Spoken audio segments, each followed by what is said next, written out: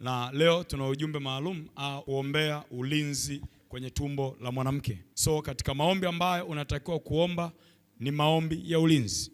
Tunaomba ulinzi kwa habari ya biashara, tunaomba ulinzi kwa habari ya kazi, tunaomba ulinzi kwa habari ya afya kwa ujumla, tunaombea afya zetu.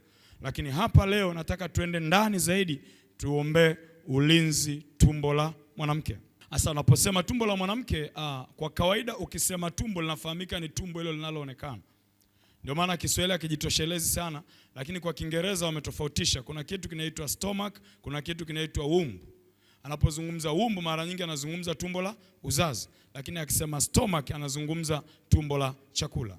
Kwa hiyo kupitia ibada ya leo tunakwenda kujikita hasa kuzungumzia kwa habari ya tumbo la uzazi.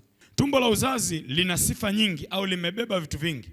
Tumbo la uzazi lina sifa nyingi au limebeba vitu vingi.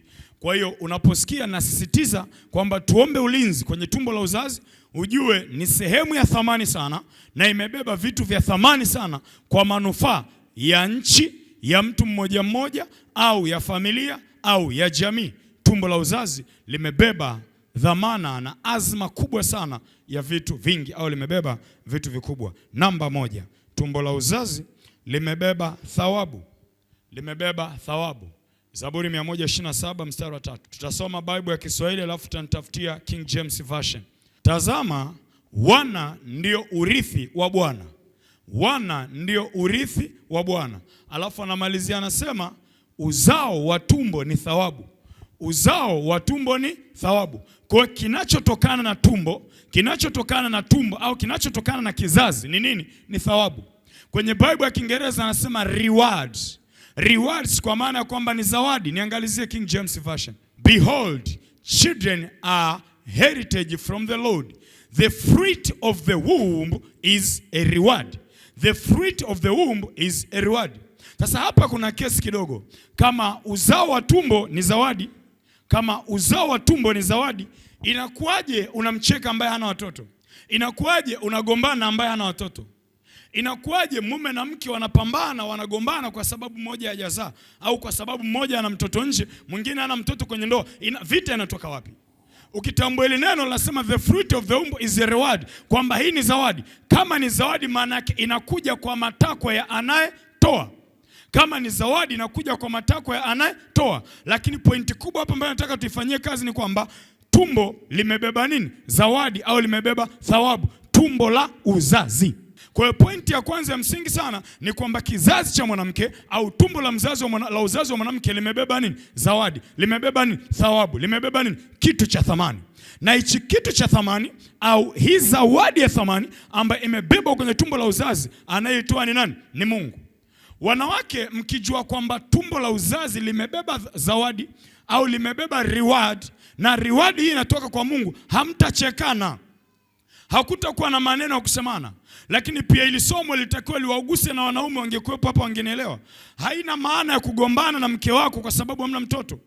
Haina maana ya kupigana, hamna maana ya kutengana. Haina maana ya kufukuza kwa sababu eti ana mtoto. No.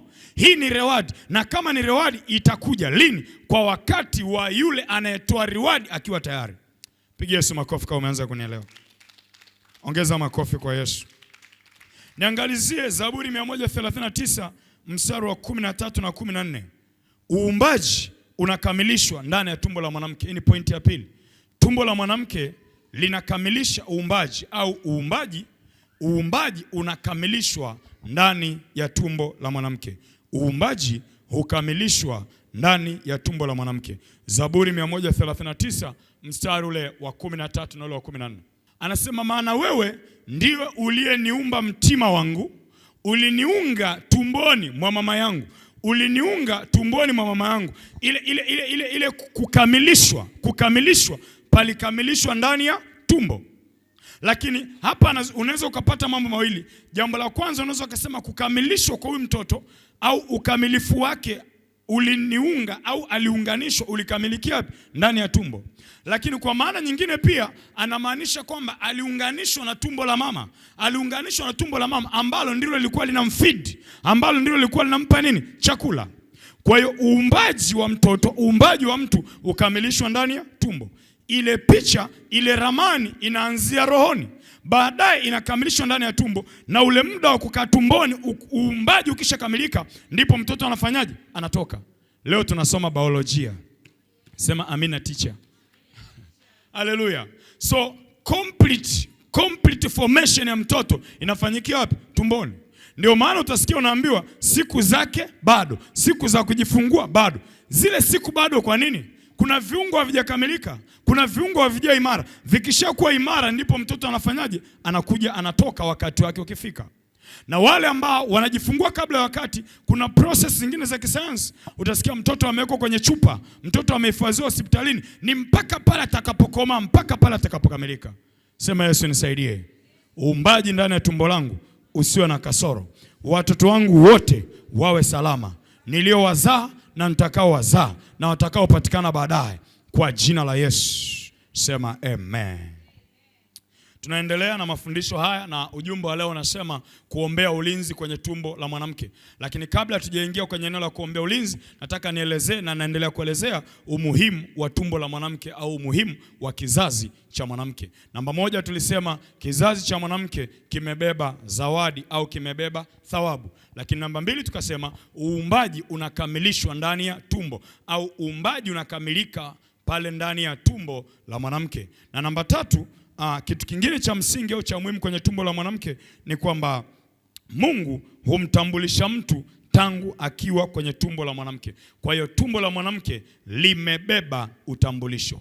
Tutasoma hapa maandiko kama matatu na yatakuwa ya msingi sana kwako. Andiko la Luka 11:27, Luka mlango wa 11 mstari ule wa 27, lakini pia Yeremia mlango wa kwanza mstari wa 5 hadi wa 10. Yeremia mlango wa kwanza mstari wa 5 hadi wa 10. Na andiko la tatu ni Isaya 49 mstari wa kwanza hadi wa 3. Luka 11:27, Biblia inasema, ikawa alipokuwa akisema maneno hayo, mwanamke mmoja katika mkutano alipaza sauti yake akamwambia, heri tumbo lililokuzaa na matiti uliyonyonya. Hapa alikuwa ni Yesu, anayezungumzwa hapa ni Yesu.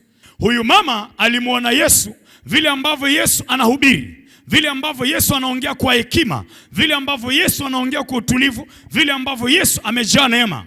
Jinsi alivyokuwa anaongea, jinsi alivyokuwa anafanya presentation, huyu mama aliona huyu sio mtu wa kawaida. Amebeba kitu cha ziada. Ni mtumishi au ni mtu ambaye amebeba vitu zaidi ya vile tunavyoviona. Akampenda, akaona kwamba ni wa thamani sana. Sasa uzuri wake, uzuri wa Yesu au yale anayoyasema, huyu mama akakonekti moja kwa moja. Anayafanya haya kwa sababu ya tumbo lilomzaa. Anayafanya haya kutokana na alipotoka. Ndio maana mama anasema heri tumbo lililokuzaa. Maana yake tumbo lilokuzaa ni tumbo linalokutambulisha. Tumbo lilokuzaa limebeba utambulisho. Tumbo lilokuzaa limebeba baraka. Uwezo unaotoa, mambo unayatoa ni kutokana na tumbo lililokuzaa. Anasema heri tumbo lilokuzaa na matiti uliyonyonya. Anaonyesha kwamba huyu ana uwezo huu, anafanya haya kwa sababu ya alipotoka, tumbo alilotoka. So tumbo linaweza likabeba utambulisho. Ni mtoto wa namna gani? Ndio maana wengine hawa ni Waswahili wa mtaani, utasikia anasema muone yuko kama mama yake. Mara nyingi sana anasukumiwa mama. Yuko kama mama yake. Ana akili chache kama mama yake, au ana kitu fulani kama, kikiwa kitu kibaya atasukumiwa mama. Hujanielewa? Jambo baya linapotokea kwenye familia, au jambo baya linapotokea linapomhusu mtoto ndani ya familia, linapomhusu mtoto ndani ya familia, anayelaumiwa mara nyingi ni nani? Mama.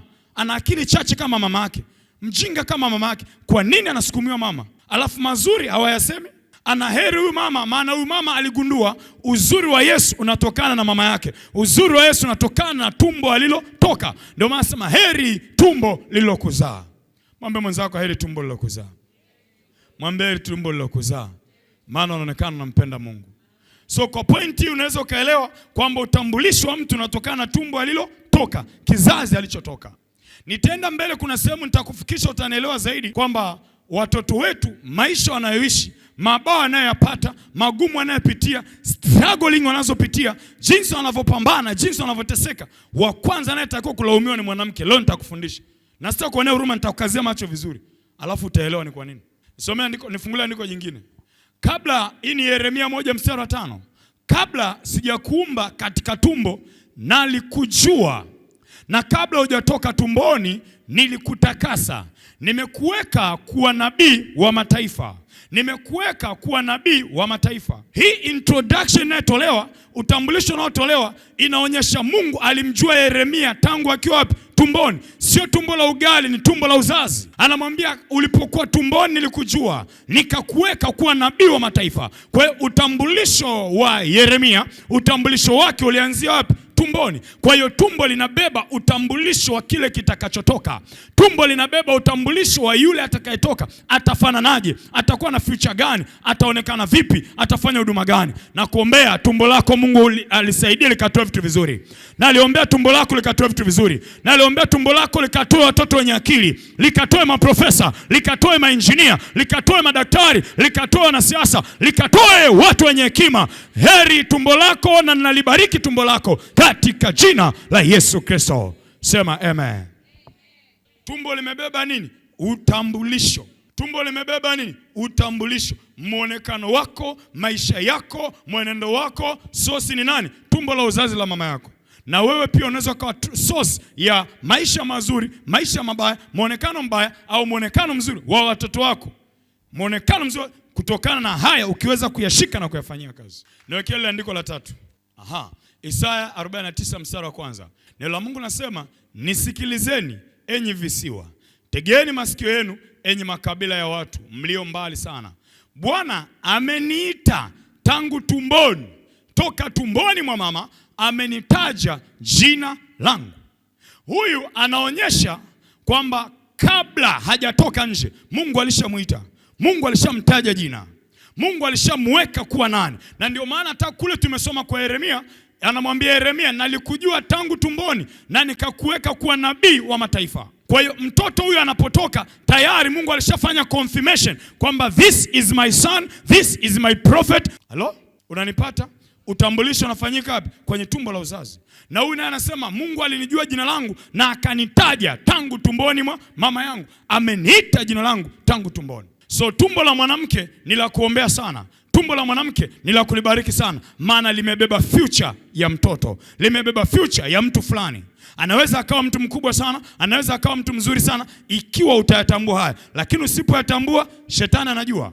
Na shetani akishajua, unaanza kupitia kwenye beto, unaanza kupitia kwenye shida, unaanza kupitia matatizo mbalimbali. Ndio unasikia amechelewa kuzaa, mimba zishiki, shida kwenye mfuko wa uzazi, siju fungus zisizopona, siju UTI isiyopona. Shetani anajua mlango mkubwa wa mafanikio, mlango mkubwa wa kutengeneza taifa imara, mlango mkubwa wa kutengeneza familia imara ni kizazi cha mwanamke. Na ndio maana shetani ana fight sana kwenye eneo hilo. Katika mlango mkubwa ambao shetani anapambana nao ni kizazi cha mwanamke. Kwa sababu anajua huyu akitoa mtoto atakuja kuwa rais. Huyu akitoa mtoto atakuja kuwa mwanasiasa mkubwa. Huyu akitoa mtoto atakuja kuwa mtume, atakuja kuwa nabii. Kwa hiyo shetani anawahi kwenye njia. Shetani anawahi kwenye mlango. Ndio maana mimba zinaharibika mara kwa mara. Ndio maana mimba hazishiki. Ndio maana kuna uvimbe kwenye kizazi. Ndio maana kuna kitu fulani. Shetani akiona unapambana sana ili ufanikiwe, anatengeneza kitu kinachoitwa pseudo pregnancy. Pseudo pregnancy anatengeneza mimba fake.